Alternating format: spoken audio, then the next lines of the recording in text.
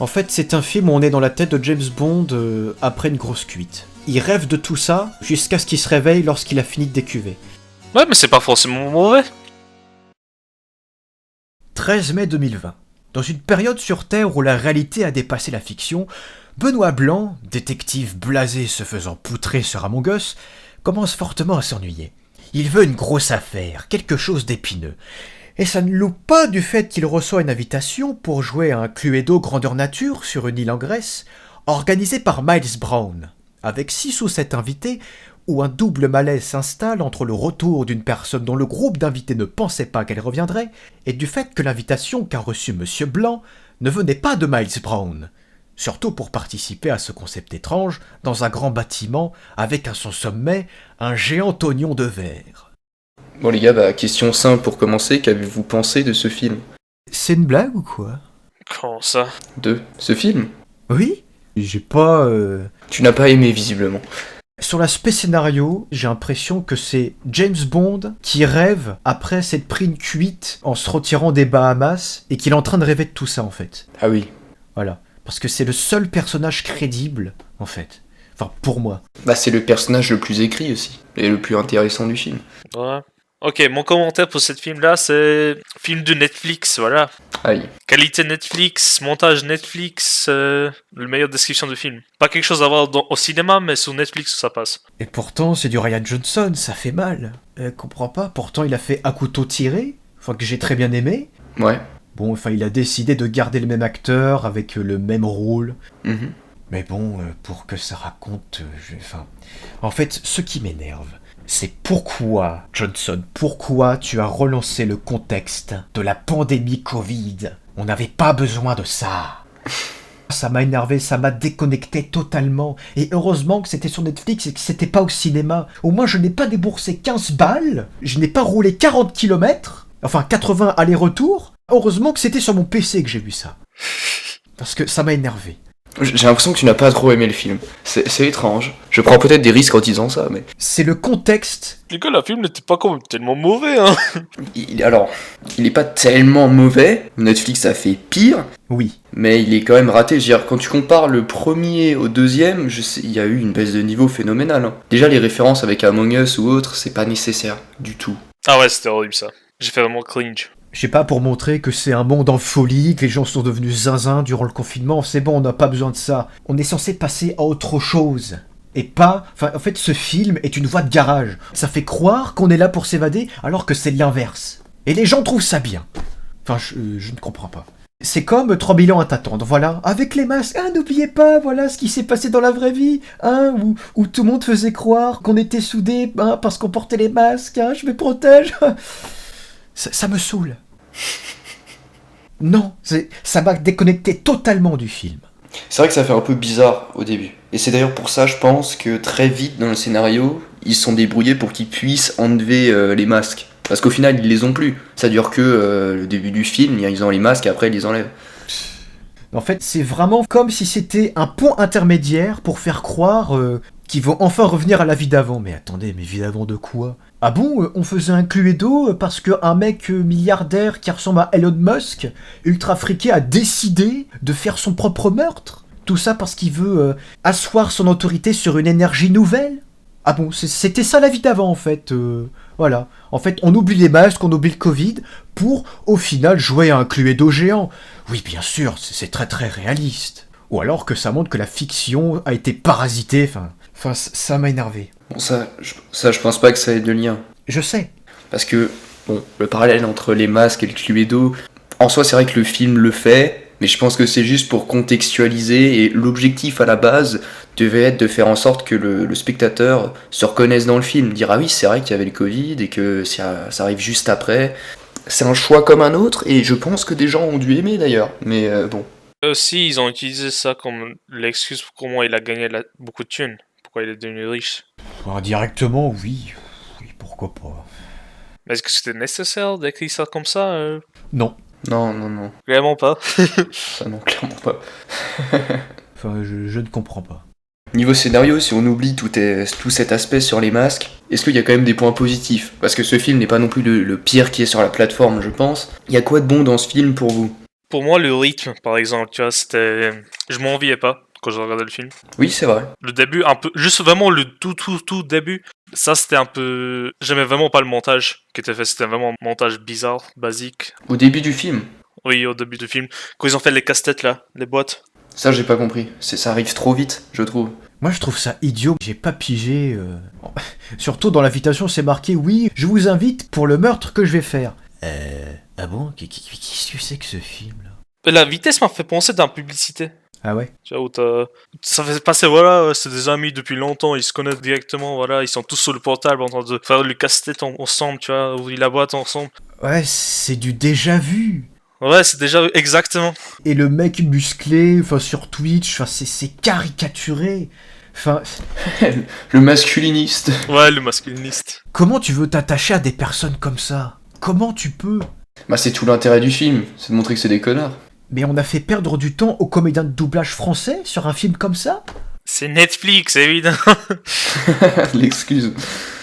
Heureusement que le film se rattrape parce que les comédiens sont bons, encore une fois. Heureusement qu'ils sont là, pour la version française. En plus, ils ont pas sorti n'importe qui, quoi. Pour doubler. Ouais.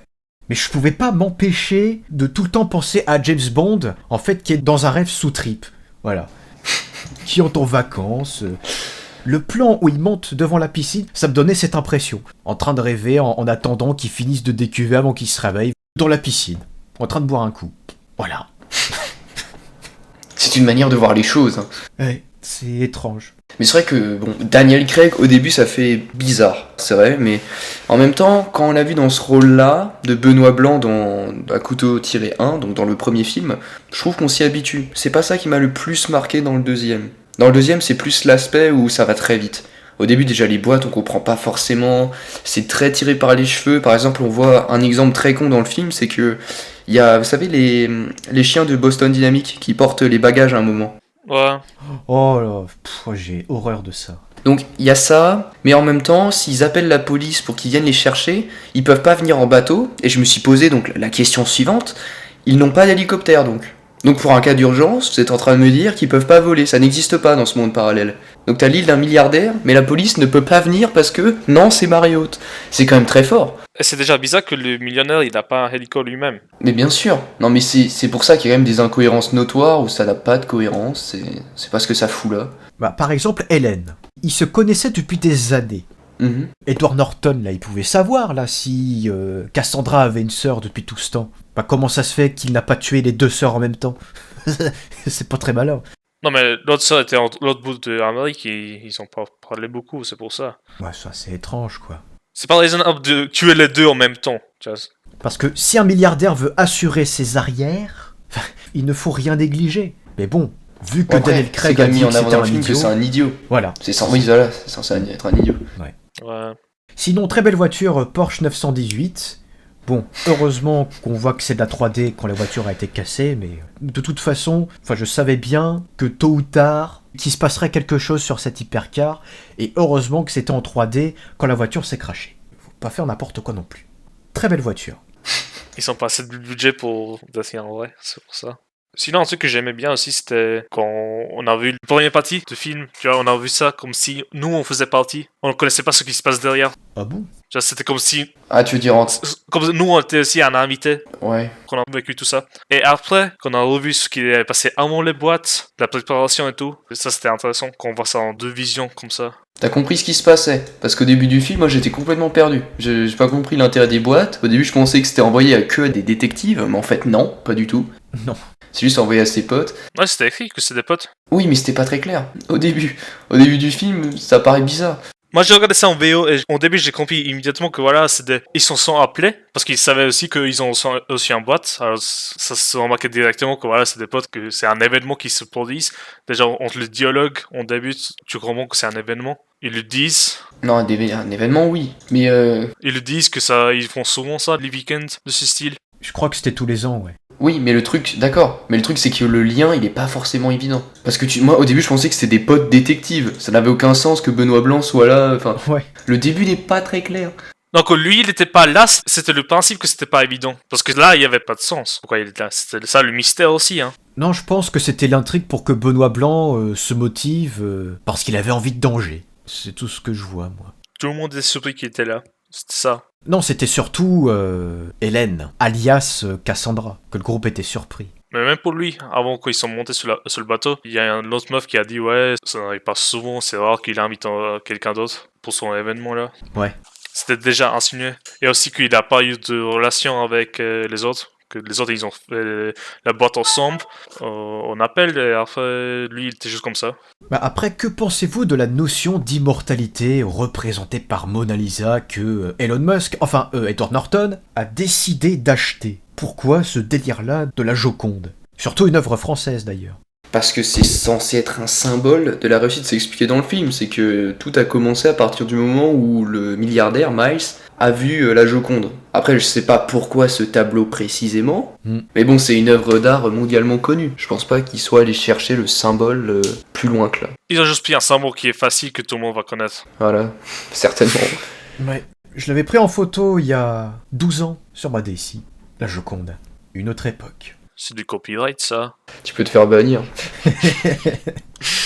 Et justement, que pensez-vous du stratagème de Daniel Craig avec la stratégie de la sœur qui se fait passer pour celle qui a été tuée? C'est tiré par les cheveux. C'est trop. Ouais. C'est vraiment trop, parce que je sais pas si ça a choqué que moi, mais dans ce film, plus on avance, plus on apprend des choses qu'on n'avait pas vues avant. Tu vois, parce que c'est petit à petit l'intrigue qui, on va dire, qui est mise en avant pour que le spectateur la comprenne. Et on comprend donc que Daniel Craig, le détective, se rejoignait souvent en fait avec Andy. Même si, Andy qui dans le film remplace sa sœur, mais personne le sait sauf Miles. Enfin bref, ils se rejoignent souvent. Il y a souvent des plans, on les voit dans une chambre en train de discuter des preuves qu'ils ont eues. Oui, oui. Et on est censé comprendre que personne le remarque. Donc Daniel Craig, soudainement, ils disparaissent au même moment qu'une autre personne, et personne ne le remarque, alors que bon, c'est censé être une île d'un milliardaire, où il y a des vidéosurveillances partout. Ça, je me suis dit, bon, c'est un peu cramé. Non, en fait, il n'y a pas de vidéosurveillance partout. C'était aussi ça, qu'il a pas de portable autour de lui, tu vois. Et après, quand il a dit quelque chose, il a dit j'espère que t'as pas de portable sur toi, que ça se fait pas enregistrer. Il a pas de portable parce que il voulait justement pas qu'ils apprennent que la fameuse Andy était morte sur l'île. C'était ça l'objectif. Parce que Miles, en soi, depuis le début du film, faut se rappeler qu'il est censé savoir que la Andy qui voit en face de lui, c'est pas la vraie. Parce qu'il l'a tuée, la Andy. Donc Miles... Spoiler. Oh. Oui, mais bon, c'est un peu le principe de parler de l'intrigue aussi. Donc il faut à chaque fois voir les réactions de Miles, elles n'ont rien de logique. En fait, Miles réagit comme si vraiment il savait pas qu'il y avait Andy. Ça s'explique par le fait qu'ils sont obligés de faire comme ça pour que l'intrigue tienne, mais sinon c'est tiré par les cheveux. Dans les faits, ça ne ressemble à rien, c'est-à-dire que Miles il laisse Andy disparaître sans raison, il la surveille pas alors qu'il sait qu'il l'a tuée, ça n'a pas de sens. À moins qu'ils pensent que peut-être elle est revenue à la vie par miracle, mais ils ont pas axé les scénarios là-dessus. Mais en même temps, on peut faire l'argument que peut-être il a pas pu se séparer des autres potes, tu vois. Parce que eux, ils ne savaient pas qu'elle est morte, tu vois. Et ça serait bizarre que lui, il commence de la surveiller. Moi, en même temps, il allait souvent dans son bureau, je dirais, il a un bureau secret où il y a que lui qui a vas-y va. Mais il était jamais tout seul dans le bureau. Bah on n'en sait rien, enfin en soi ça veut pas dire qu'il peut pas y aller seul, tu vois, c'est-à-dire que, bon, il y a souvent nous on voit des scènes où on suit Daniel Craig, donc on sait pas ce que font les autres protagonistes, tu vois, ça nous est juste supposé. Maintenant le fait qu'il y ait des systèmes de sécurité mais pas une seule caméra de surveillance qui lui permette de surveiller, qui se fasse avoir aussi bêtement, bon, et même il y a des scènes où c'est complètement ridicule, la scène où il tue, je sais plus comment il s'appelle, le masculiniste. Ouais. Il y a un plan, si vous faites gaffe à la main, il est censé échanger les verres donc et donner un verre avec du jus d'ananas, sauf que le masculiniste est allergique à ça. Donc en gros il se sert de ça pour le tuer. Il y a un plan où dans un flashback on voit cette action, où littéralement avant même qu'il ait posé le verre, en fait il le file à l'acteur. Ils s'en sont peut-être pas rendus compte, mais l'acteur prend littéralement le verre qui va le tuer dans la main de l'autre. Je pense que c'est voulu ça. Mais c'est voulu, mais c'est très mal fait. Ah ça... Ça n'a aucun sens, ça veut dire faut être complètement aveugle pour pas remarquer que tu prends le verre de ton pote. Enfin là c'est un suicide à ce stade-là. Non mais s'il a déjà bu avant, il était alcoolisé, ça arrive. Mais bien sûr, oui, bien sûr. Pas beaucoup de sens. Et en plus, le mec, il a tellement de testostérone injecté dans ses veines, peut-être son cerveau ne fonctionne plus. Hein. Qui se fait rembarrer par sa mère, ouais, au début du film. C'est ça d'être masculiniste, vous savez, la vie est dure. Ouais. Et justement, cette énergie de clear qui obsède Elon Musk, là. Enfin, moi, je l'appelle comme ça maintenant. Elon Musk, d'accord. Je pense que ça fait vraiment référence à ça. Des millionnaires de style Elon Musk, qui sont tellement thunes pour faire, qu'ils font n'importe quoi, ce qu'ils veulent. Hein. Moi, c'est probable. L'énergie en soi, ça montre juste que c'est un mec qui est complètement fou. Je vois pas d'autre utilité à ça. Ça montre juste que le gars, il en a rien à foutre, qu'il est pas spécialement intelligent, contrairement à Andy. Et puis il fallait expliquer sa fortune. Fallait un truc pour le dénouement du scénario. Donc bon, c'est pas très pertinent, je trouve.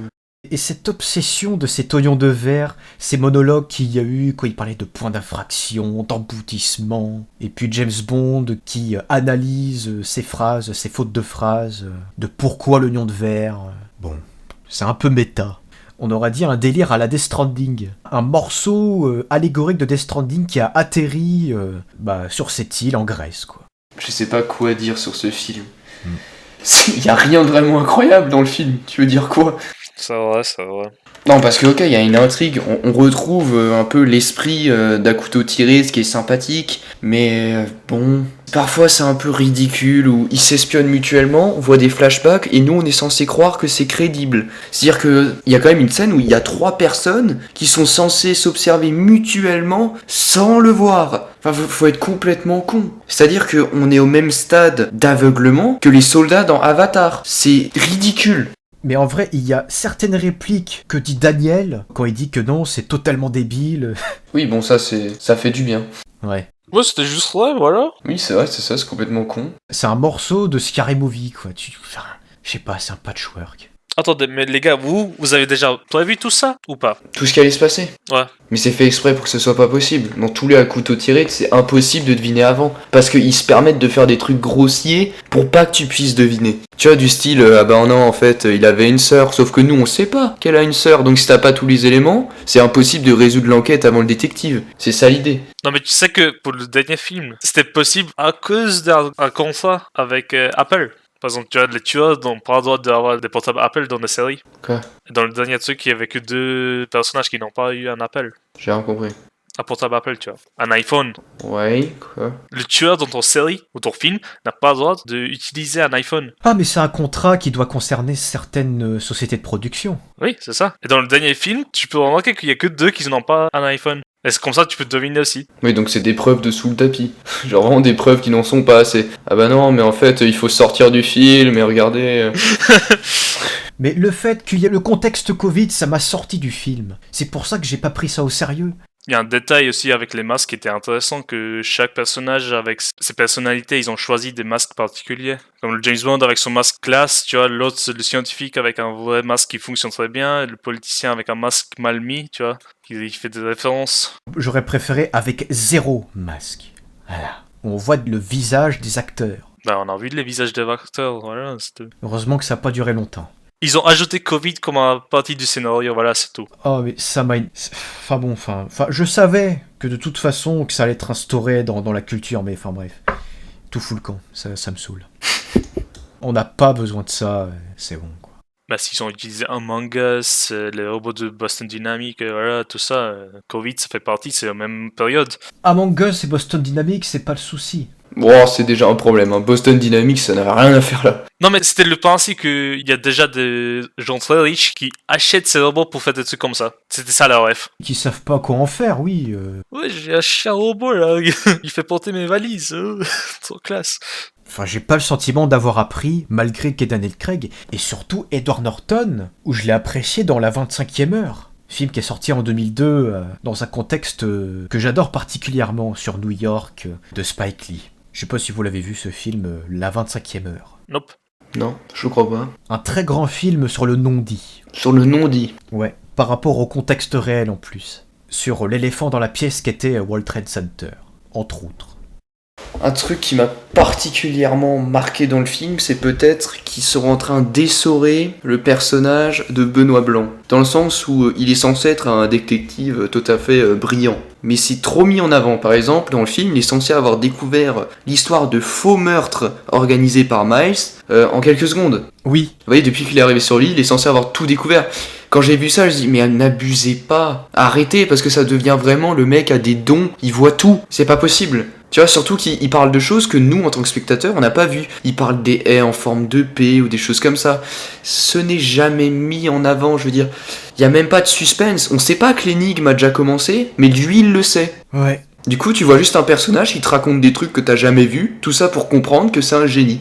Bah c'est bien, mais ça c'est inutile. Non, mais c'est pour ça, avant, j'ai dit que ça te donne le sentiment que t'es un des personnages assis autour de table avec lui, tu vois. Toi aussi, t'as pas remarqué ces détails. Évidemment, oui, c'était pas mis en avant, mais c'était fait exprès. Mais le problème c'est que c'est... Mais c'est même pas forcément vrai, parce que tu le suis quand même lui seul. Tu vois des choses que aucun autre personnage ne voit. Parce que tu suis quand même plus ou moins le détective et son raisonnement, donc c'est... On cherche quand même à t'insinuer. Tu vois, t'es plus comme si t'étais un mec qui passait ton temps à suivre Benoît Blanc. C'est surtout ça le film finalement.